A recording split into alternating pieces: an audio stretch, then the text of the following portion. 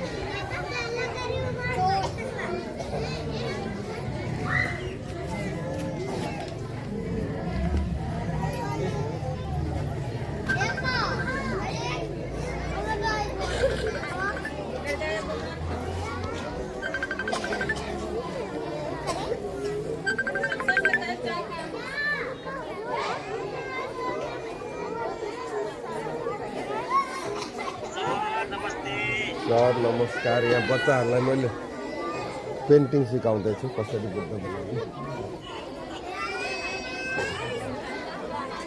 हुन्छ सर, प्रोग्राममा छु म, एकछिनमा कल गर्नु।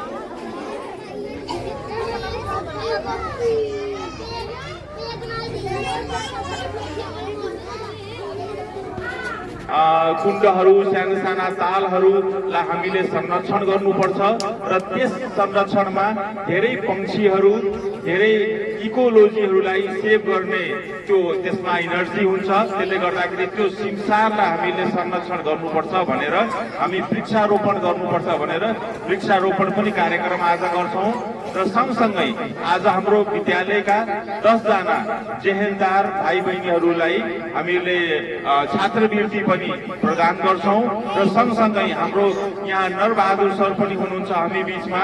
उहाँले नै त्यो सुन्दर त्यहाँ चित्र बनाउनु भएको हो। सरलाई नमस्ते गर्नु सबैले। र अहिले यहाँ देखिराख्नु भएको पेन्टिङ पनि उहाँले बुद्ध भगवानको चेहराको यहाँ हामी बीचमा पेन्टिङ गर्दै हुनुहुन्छ र उहाँले त्यो पेन्टिङ आफ्नो युट्युबमा पनि राख्नुहुन्छ र त्यो युट्युबको पेन्टिङ पनि तपाईहरुले युट्युबबाट पनि पेन्टिङ सिक्न सक्नुहुन्छ।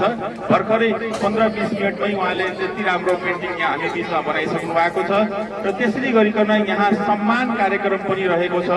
यहाँ आज हाम्रै विद्यालयको प्राङ्गणबाट 2 जना पत्रकारहरूलाई विशेष हाम्रो आजका प्रमुख अतिथिज्यूको हातबाट उहाँलाई सम्मान गर्ने कार्यक्रम पनि रहेको छ। उहाँ पत्रकारजीहरू आउँदै हुनुहुन्छ र त्यस सँगसँगै म यहाँ फेरि अतिथिकै आसन ग्रहण गर्ने क्रममा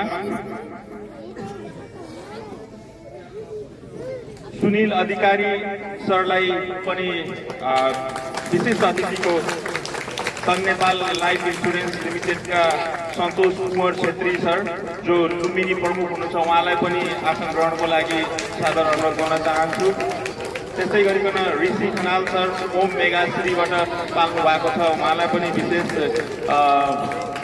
स्थान दिइकन यहाँ आसन ग्रहण गर्नको लागि म अनुरोध गर्न चाहन्छु। त्यस्तै हामी बिचमा हाम्रा अग्रज दाजु पनि हुनुहुन्छ र अमुवा स्कुलका अध्यक्ष पनि हुनुहुन्छ श्री नवल किशोर कार्कीज्यूलाई पनि आसन ग्रहण गर्नको लागि सादर अनुरोध गर्न चाहन्छु।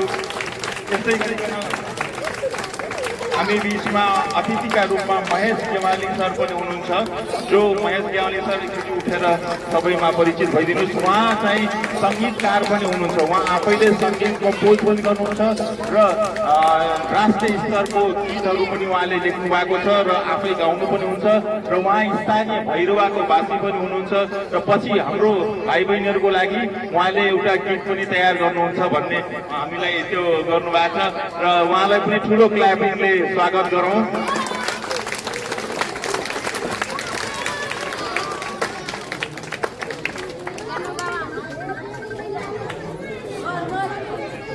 र त्यस्तै आजका हाम्रा यस विद्यालयका प्रधानाध्यापकज्यूलाई पनि आसन ग्रहणको लागि सादर अनुरोध गर्दछु। परिचित भई आसन ग्रहण गरिदिनु हुनुको लागि म सादर अनुरोध गर्न चाहन्छु। र म आफै पनि लीलामणि शर्मा लुम्बिनी होटल सङ्घको अध्यक्ष भएको नाताले म आज प्रस्तोता भएको नाताले पनि म आफै यहाँ तपाईँहरू बिचमा उपस्थित छु र आज मलाई लाग्छ अब सानो यस बारेमा अलिकति प्रकाश पारिदिनको लागि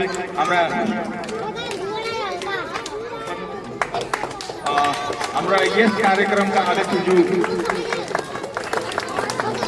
संरक्षण गर्नुपर्छ भनेर यो वर्षदेखि हामीले सगरमाथा लुम्बिनी क्लाइमेट इनिसिएटिभ अन्तर्गत यो अभियान गरेका हौँ र भाइ बहिनीहरूलाई सानै उमेरदेखि नै वातावरणमा सचेतना खास गरी यो सिमसार क्षेत्रमा अत्यन्तै धनी मानिने तिनवटा जिल्लाहरू कपिलवस्तुको जगदीशपुर ताल लुम्बिनी क्षेत्र त्यसै गरी नवलपरासी यी तीनटा ठाउँहरू लगायत लुम्बिनी प्रदेशकै माथि पानीको मुहान भएका विभिन्न जिल्लाहरूमा हामीले चाहिँ सचेतना कार्यक्रम यो सिमसार संरक्षण सचेतना कार्यक्रम वृक्षारोपण कार्यक्रम लगायत र अर्को नयाँ एउटा कम्पोनेन्ट हामीले यो वर्ष के थप्यौँ भन्दाखेरि प्रत्येक वर्ष हामीले सिमसार दिवसको दिन चाहिँ स्कुलहरूलाई खास गरी यस्ता एफेक्टेड ठाउँका स्कुलहरूमा चाहिँ नि छात्रवृत्तिको पनि एउटा नयाँ कन्सेप्ट अन्तर्गत हामीले यो वर्ष लुम्बिनी वर्ल्ड पिस फोरमले नै यो वर्ष हामीले चाहिँ नि 10,000 विद्यार्थीहरूलाई हाम्रो तर्फबाट एउटा सानो टोकन अफ